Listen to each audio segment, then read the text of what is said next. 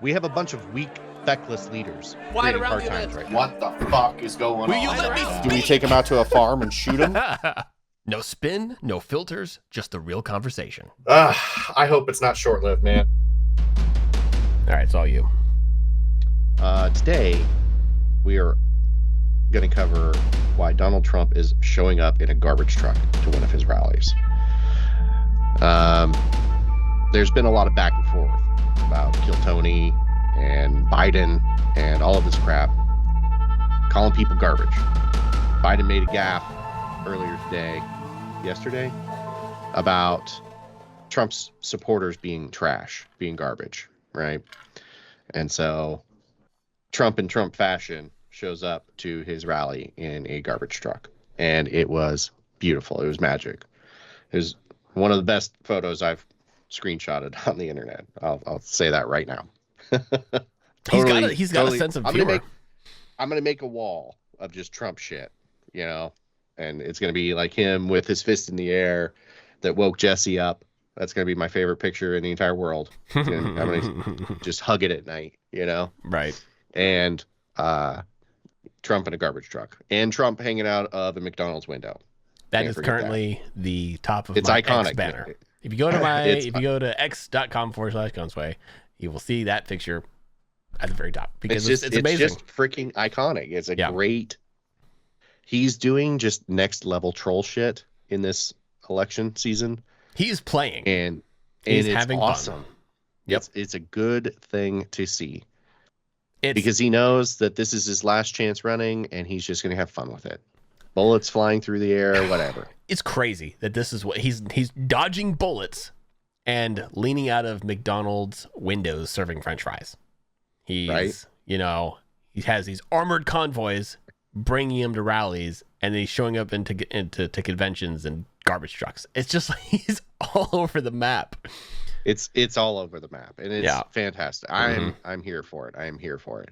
RFK was actually catching a lot of shit because Trump was serving French fries, and RFK was like, if the French fries were made with beef tallow, like when I was a kid, and not seed oils, the French fries would be really good for you, and there shouldn't be anything wrong with it.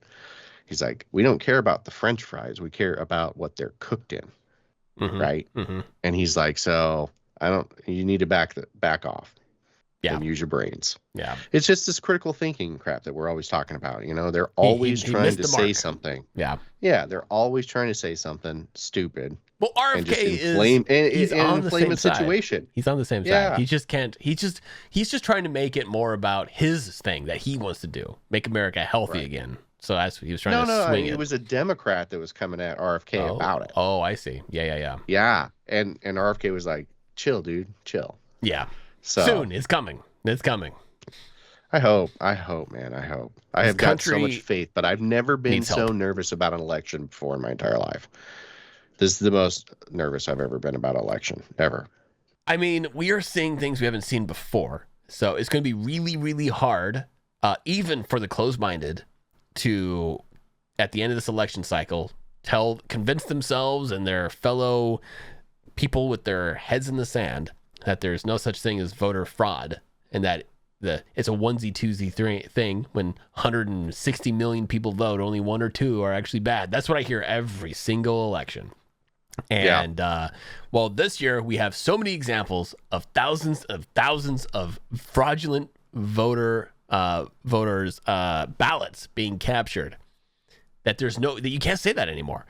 I mean, we were talking about Lancaster County in Pennsylvania last podcast, and now there's yet another county in podcast that's popping off.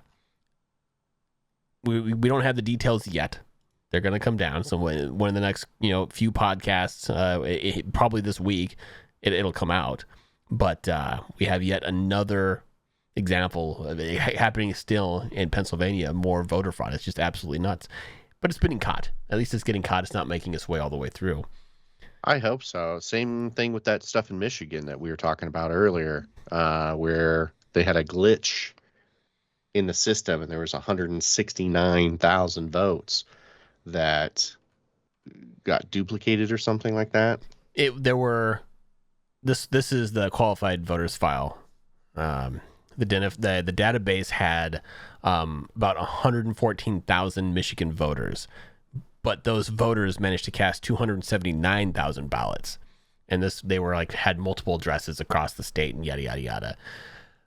It looks like it was just a glitch in the system that has been corrected, and depending on how you read Laura Trump's response to this madness, one of two things is true.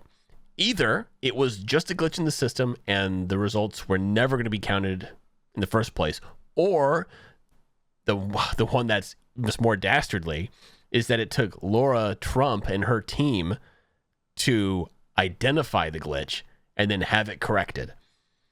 I'm praying it's the former there, because if it's Laura and her team, then there's not enough Laura and there's not enough team to police the entire country. Right. So the thing that's sticking in my brain right now, right, Jesse, you just said that there were multiple voters, 114,000 voters that voted multiple times, but their addresses got mixed up. So it's 114,000 voters, and those voters collectively cast 279,000 ballots. And when they were examining the ballots, right, these voters had multiple origin destinations, like origin addresses. So Zac Avehauser is one of those 114,000, and Zac Avehauser has multiple addresses. Yeah, and Zac Avehauser voted from all those addresses. And that's a glitch? Potentially. It's a database. Weird things happen in databases. Trust me. I'm not saying that it doesn't, but that, if it was all the same address, if it was just duplicated, 100% duplicated, I'd be like, oh yeah, I could see that happening. It just I would a couple not extras in there. I would not put it past the technology. That's all I'm saying. The craziness of it, I'm just saying it's just sus. That's all I'm saying. It's absolutely suspicious, and it does not help the way Laura Trump worded her response to this. She just added to the conspiracy. One way or another, I think we can walk away from this appreciating that this particular thing did not find its way into the official registry. It was caught. Right. But that's a lot of votes. 164,000 potential votes. Right. That's a lot. It's a lot. Mm-hmm. And then we're not saying, we don't know if this was all Trump or Harris or a mixture of them. We have no idea. It doesn't matter. We don't know. But I'm sure glad it got caught. Don't need to be seeing any vertical spikes in the voting. Oh, dude, I'm watching. You have no idea. I'm going to have so many TVs on so many things. I'm going to be watching. I'm going to be sitting in this chair. I'm going to have CNN over there, Fox over there. I'm going to have CNBC over there, ABC over there. I'm watching everything. Popcorn. Oh, dude. Oh, yeah. Brittany's going to have to be in here, too, because we're going to... Actually, she refuses. She hates politics. But she'll bring me food, at least. Okay. So, but to alleviate your fears, you said you were super nervous. Okay. So we have... I'm super nervous. We have things like this happening, but it's being caught and addressed. You saw in Lancaster County, and I can't remember the other name of the county in Pennsylvania, and I can't find it here, of course, now that I actually need to come up with a name. Right. But there are people that are talking about it. See something, say something. It's actually happening, which is amazing. All right. So that should help alleviate your fears in that if that the too big to rig is coming into play because there's too many people that are actually paying attention. We were just talking about before the podcast. Let's bring it up here. The mail-in and early voting statistics are crazy. They are. They're actually really surprising. I mean, we're at what, 56 million early and mail-in votes right now? 56.7 million mail-in and early person votes cast nationally. And what's so surprising is the distinction between the two groups. Normally, it's massively heavy favored in the Democrats, like 50+% of those votes are Democrats, and then a small, around 30%-ish are Republican. This time, 41% of this of the total represent registered Democrats, and 40 represent registered Republicans. That's crazy. It is crazy. A 1% gap. What's crazy too is that the biggest amount of votes early before the election was in 2020. They had 65.6 million. Yeah. We are still a week out Yeah, well, I don't know if we're going to hit 5 those days out. numbers. We might hit those numbers. We might exceed them. But I feel like we're going to exceed them. COVID provoked a lot of people to vote by mail. Yeah, I So, we'll see. honestly think we're going to. I think we're going to exceed the early and mail-in ballots We might. compared to just the mail-in ballots. Sure. Not because I don't think that there was a lot of early voting that happened. 2020. I don't know. I don't have the numbers in front of me. But This is the first year that I remember even being allowed to early vote unless you got a mail-in ballot. Right. That might be the case. Again, don't know. But if we're looking at some of these numbers here, Michigan, it's a difference of 5% in favor of the Democrats right now in mail-in and early votes. Let's see here. What are some other interesting statistics? Of course, Wisconsin, it's 25 to 23 in favor of the 35 to 23 in favor of the Democrats. Still there's a whole bunch of people that actually haven't submitted their ballots yet, though, there. New York is a strong Democratic showing, but other places like Georgia, Republicans lead there with 48 to 45. So that's a 3% lead in Georgia. There's an 11-point lead in Florida for the Republicans. And this is all just early in mail-in voting where Democrats normally show up and dominate. In Ohio, of course, Republicans have an 8-point lead there, a 9-point lead. It's just not looking good. A lot of these swing states are already swinging red or have way too weak of a Democratic showing. And the polling isn't looking good either. I heard today that Kamala Harris pulled out $2 million in ads from North Carolina. She's just given up on the state. She's down a whole percentage point, and she's like, I'm out. I'm out of this state. Yeah. Like, that's pretty freaking crazy.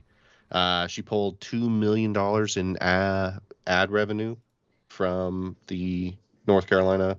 Yeah, so North Carolina right now, Trump leads with a 1.1 point gap.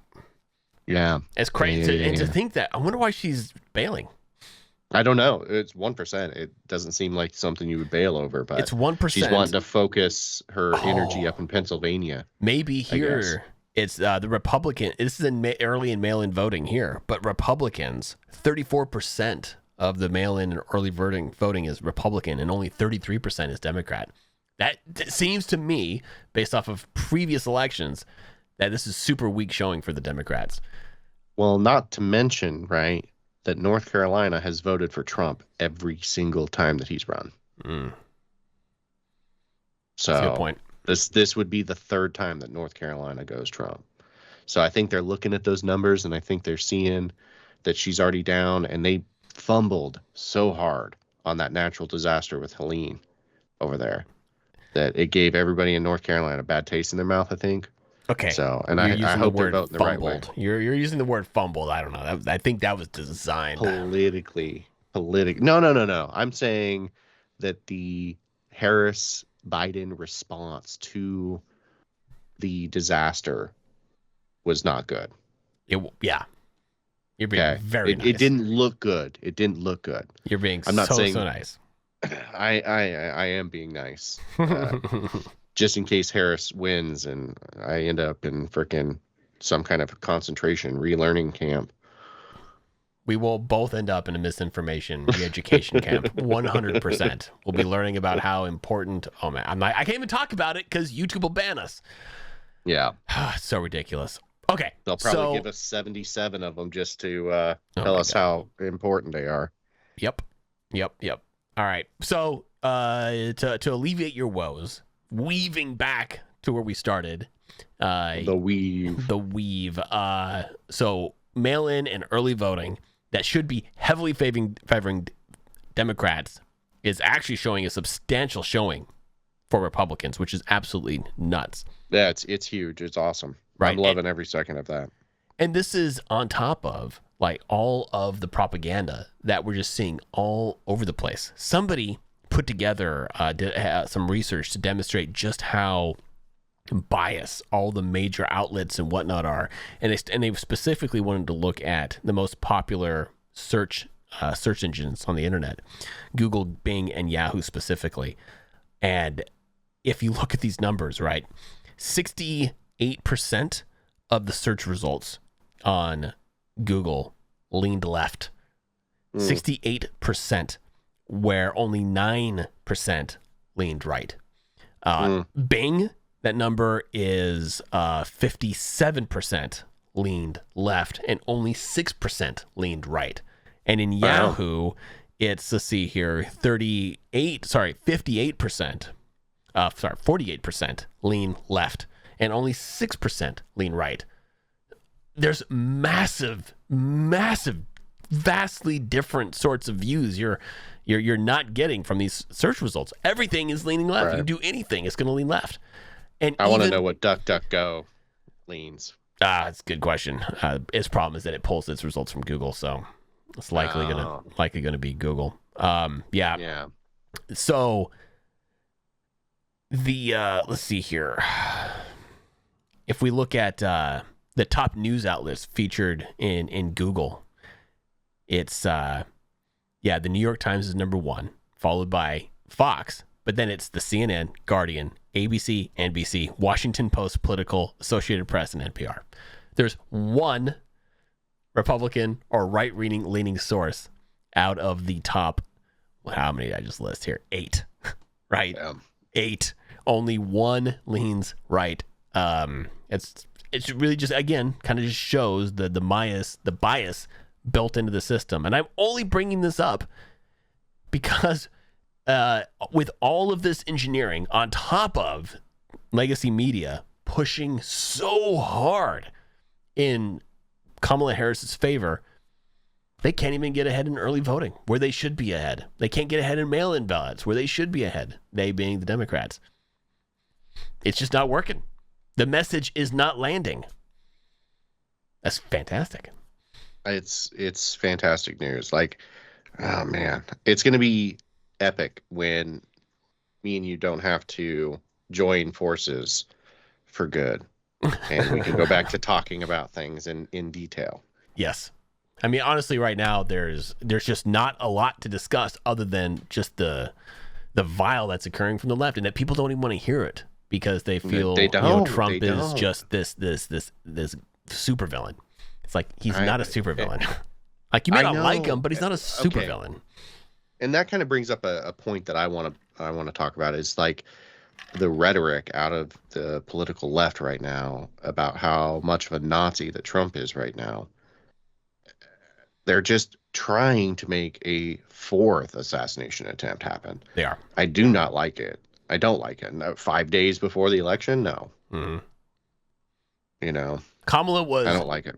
Was taking an interview. I'm quoting here for people who are just listening. She took an interview, and the person conducting the interview asked her, "Do you consider Trump a fascist?" And she's like, "I do. I really do." And then just went into her whole, I don't know, one of her canned speeches. That is not helpful. It's terrible, man. It's terrible. And she 100% supports it. There's got to be a better way to describe your political opponent than as Hitler and Nazis. Like, she described the entirety of Madison Square Garden rally as Nazis. Yep. Like, that is terrible. Yep. MSNBC came out and said that all those people should be rounded up and basically killed, if you read into what they were saying. These are people that are just celebrating Trump's candidacy here. They're just excited to see him. What's wild is that it's in New York. I don't get it. Right? They packed New York streets and Madison Square Garden with Trump supporters. Like, that's wild. Yeah. And then you're going to come out and slander it because you don't like that it's awesome. And you're going to slander it in a way that makes it so that they're some of the most vile scum on the planet by calling them Nazis. Right. Yep. All right. That's some hateful ass shit. It is. It is. And that kind of rhetoric, I hope starts going away. I hope Trump wins, and I hope the manufactured chaos dies down and he does a banging job and everybody just goes, "Oh, okay. Right. I mean, nothing to worry about." And our country is amazing. Polls right now are showing that New York is just just stacked heavily in Kamala Harris's favor with she's got an almost 17-point lead from a poll average in the state. So we'll see what happens. It would surprise me if he took the state, but I doubt that he flips New York or Cali. But the state has 9 million people in New York City alone. 15 million people. Mm-hmm. That's crazy. Yeah. It's a big town. Yeah. To change subjects slightly, there was a gaff, to borrow a word from your lexicon, came out of a small ABC station in somewhere in Pennsylvania, and the WNEP Scranton, Pennsylvania, was covering a Formula One race, and accidentally started reporting results for the general election for Pennsylvania. And it just so happens that they were reporting a Harris win of 5% win. They say that with 100% of people reporting, 100% of the counties reporting, Harris won the state with 3.29 million votes, and Trump lagging behind with 2.99 million. So now I'm super interested. Was this just a mistake? Like they were just working behind the scenes on this on their programming for the upcoming election, or was this just accidentally leaked because they're already getting ready to rig this fucking election and they want everybody to go with them? And so this is just, and mind you, these smaller stations are all part of the the network that's owned by the left and George Soros specifically. George Soros owns so much of this media; it's crazy. Yeah, what did we say the other day? It was like 7 or 8 news outlets, mainstream media outlets. On top of all local things. He just bought 50 radio stations or something like that? I don't know. He's got too much money. Yeah, that's putting it lightly. Yeah. So in any case, I thought this number was interesting. I wanted to get it. I wanted to articulate it here because, if on election day, we get back to Pennsylvania, and that's the number that Pennsylvania and local numbers are reporting, then we know it was. Then we know we caught them red-handed, exactly red-handed. Right. Assholes. Yeah. Yep. I'm having I'm going to develop an ulcer in the next 5 days, Jesse. Don't develop an ulcer. Everything is looking good. It's going to happen. It's Everything too big is to rig. looking good, but that's why I'm nervous as fuck. I thought Trump had it in the bag in 2020. I thought he had it in the bag. I went to bed thinking I was waking up to Trump as my new president, continued president, and it was Biden. And then my wife got to rub it in my face, and I was not happy about it. And I think I still owe you dinner from that. I think so. Bet. I believe I owe you dinner from that bet. So Zach was not a happy camper. No. That morning. No. No. I'm pretty sure I have the text to reflect that. I think I found it when I was looking through our text the other day. I was refused to scroll. I still owe Jesse dinner. I don't know how much time did you just spend scrolling back? It was a solid hour. Jesus Christ. But I'm like a dog with a bone, just I got to find it. You have way too much patience. So here's some more stats to kind of alleviate that brewing ulcer. If you look at Trump's biggest podcast, it was the Joe Rogan podcast, right? It is. Let's just quickly look it up. I'm going to get the actual number here. Last I heard, it was 25 million in 2 days or something like that, or 30 million in 2 days. Oh, we're well beyond that. Okay, 41 million. We're at 41 million views today. Okay, 41 million views. Meanwhile, Kami Harris, in her interview on, I don't even know what her name is. I don't care to know. Call her daddy? Huh? The Call Her Daddy one? I don't know. But it's her biggest one. It maybe.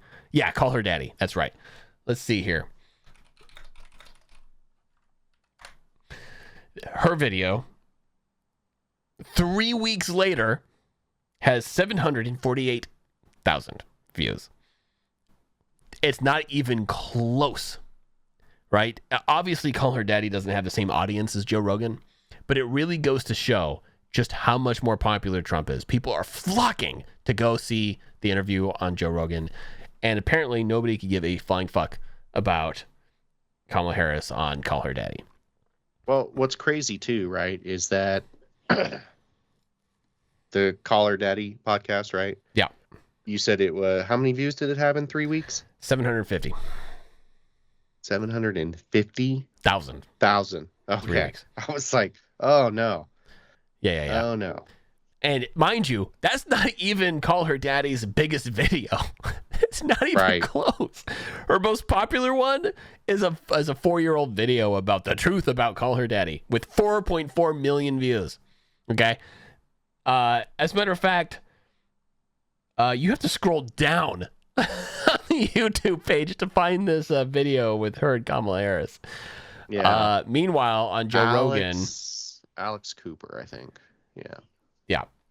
Let's see here if I can find so if I go to Joe Rogan, and let's see here, see his most popular video.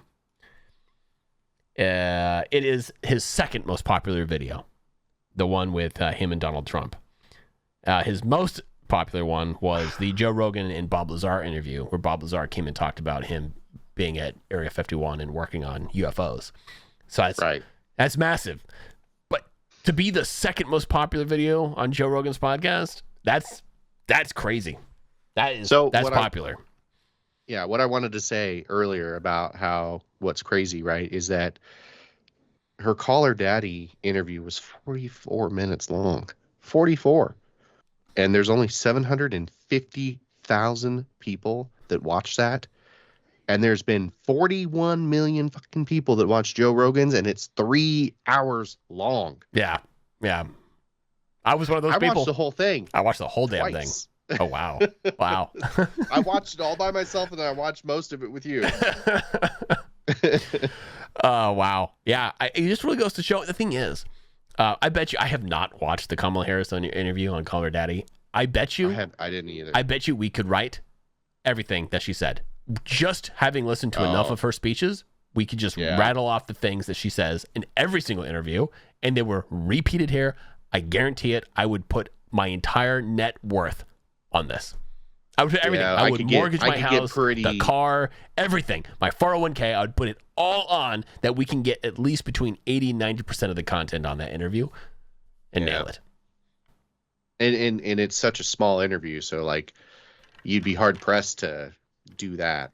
Like if you had 40 minutes with Trump, he wouldn't get through half of the things that he normally says. 3 hours though, he covered the gambit. Oh yeah. Right. Yeah. Everything that he ever said, he said in the Joe Rogan podcast, and a whole lot more. There's a whole lot. We learned a lot. Whole lot more. There was.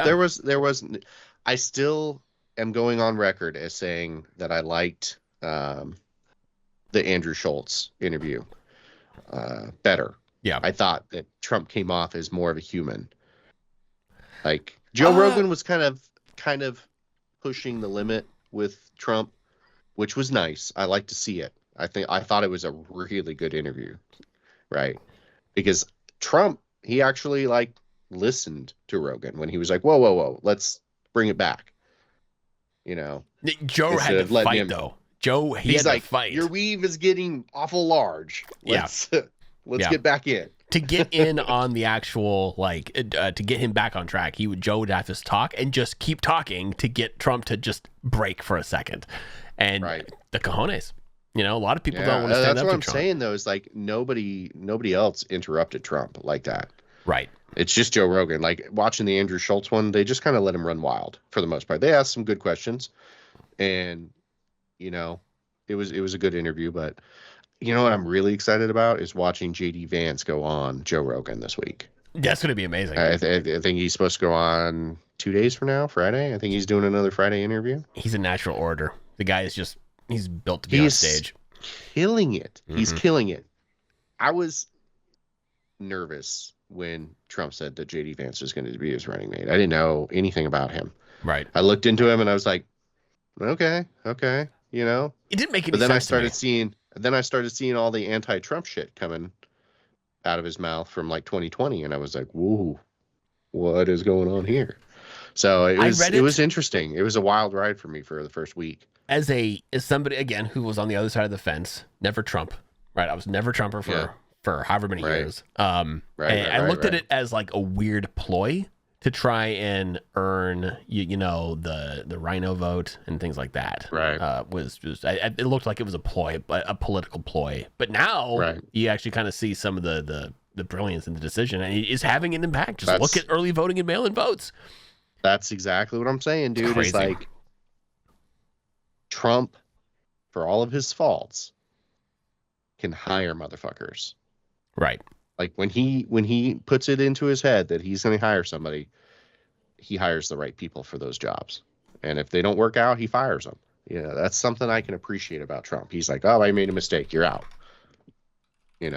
So there's a lot of government officials that need to get their asses fired. So I'm pretty excited to see how this next 4 years goes. We might have to start taking like betting on who's going to make it past the first year in his admin. Oh, that's a good question. I think he's actually fine because I mean he has spent his own money on his transfer on his transition team. Yeah, the transition really team hoping, is solid. I know that there's no lobbyists in the choosing of his people, and I know there's a lot of good stuff. So maybe there won't be as many firings this time around. I honestly don't think so. I bet you they start small. They have the initial core transition crew. They bring in the big guys, and then RFK and Elon, because Elon he's not really interested in bringing in people. He's interested in getting people out. And so at step one, he's got to go through and just thin the fat, right? He's just got to cut the fat from the flesh, and that's 80% of the government just has got to go. Right. It does not need to be there. And then after he's pared it down, the remaining agencies, he's going to be, okay, now all of these heads of state, fired, right? You're all fired. Now we're going to bring in some other people. Yeah. Right. And then including, which was just mentioned here, the redistribution of those 80,000 IRS agents.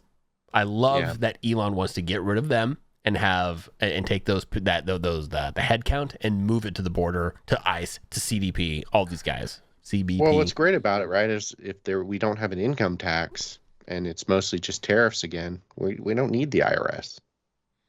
We are definitely going to have an income tax. Maybe. No. That's not how, we can't, the economy is too big to rely purely on tariffs. For now. I mean, are you suggesting that we're going to, okay, listen, don't bait the conversation. We can have if you want, I'm just saying, we could dig into tariffs. We don't want to.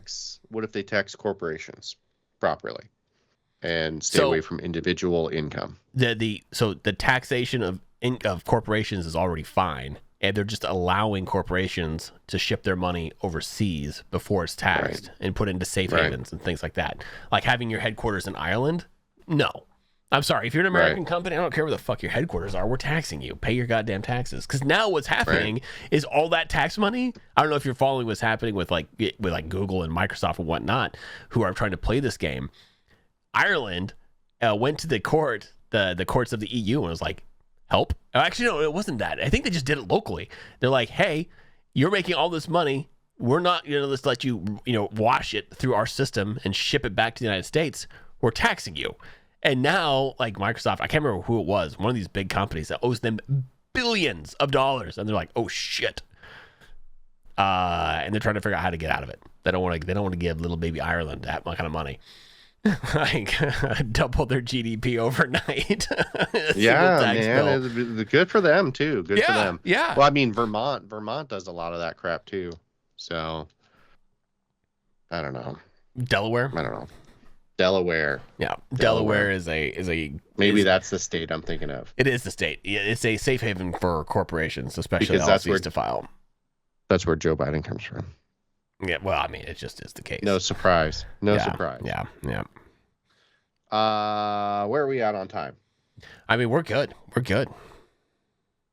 We got we're at 30 minutes ish.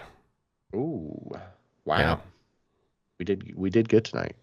Yeah, we're still on mark. We're still on target. Okay, Okay. Was there any other final thoughts that you needed to get out tonight before we get down some rabbit holes and stuff?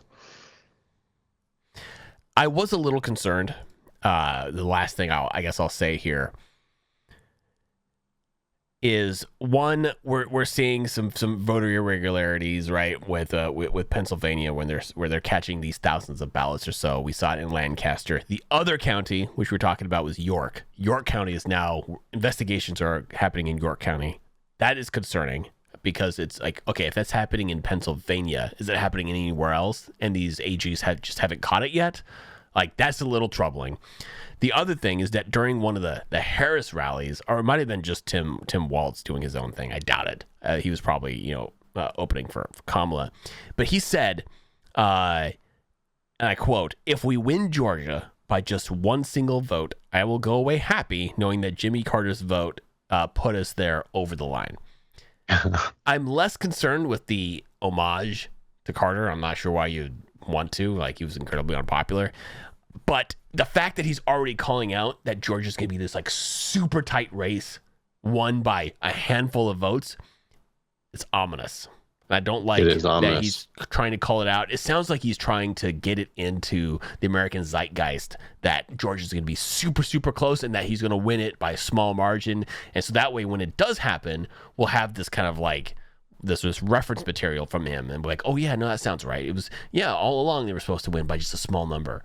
And I don't like that. I do not like that one little bit. It's not good because there's a lot of popular theory out there that if you talk about it on the internet or in the media or whatever, you absolve yourself of the karma. Yeah. So yeah. And you already covered Virginia, right? Yeah. Oh no, did we? I don't think we did. Virginia. We've talked about it and then we forgot about it. Okay, so the Supreme Court ruled today that Governor Youngkin, Glenn Youngkin in Virginia, can continue to remove people from the ballot, from the voter rolls that are non-citizens, because they shouldn't be there to begin with. There's something like 1,600. There wasn't a lot. It was a small number. It seemed like too small of a number to really fight that hard about. Right. So I don't know why. And the DNC sued to get them back on the record. Patricia Giles, the judge overseeing the case, sided with them. She was a Biden judge, sided with the DNC, put the 1,600 back on. It went to the Supreme Court, and the Supreme Court was like, nope, they gotta go. On you, yeah.